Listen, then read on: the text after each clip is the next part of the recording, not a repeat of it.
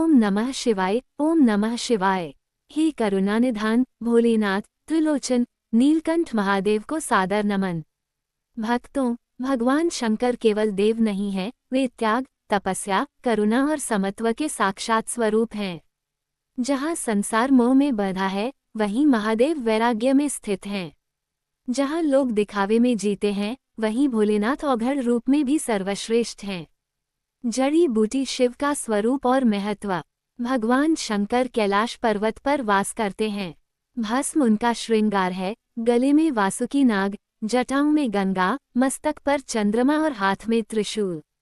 उनका वाहन नंदी है, जो धर्म, धैर्य और सेवा का प्रतीक है।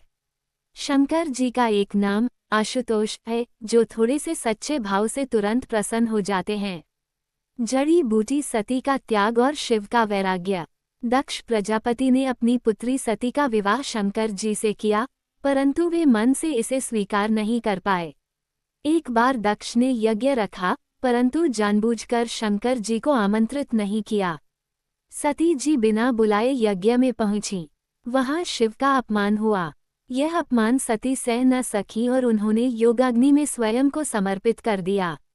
जब ये समाचार शंकर जी को मिला, वे क्रोध और शोक में तांडव करने लगे। संसार कांप उठा। ये कथा हमें सिखाती है कि अहंकार विनाश का कारण बनता है। जड़ी बूटी पार्वती का तप और शिव विवाह। सती अगले जन्म में पार्वती बनी। उन्होंने वर्षों तक कठोर तप किया, बिना अन्न, बिना जल। महादेव उनकी भक्ति से प्रसन्न हुए और विवाह स्वीकार किया। यह विवाह बताता है कि सच्चा प्रेम तप, धैर्य और विश्वास से मिलता है। जड़ी बूटी समुद्र मंथन और नीलकंठ। देव और असुरों ने मिलकर समुद्र मंथन किया। मंथन से पहले निकला हलाहल विष, जिससे तीनों लोग जलने लगे। सब देवता शंकर जी की शरण में पहुँचे।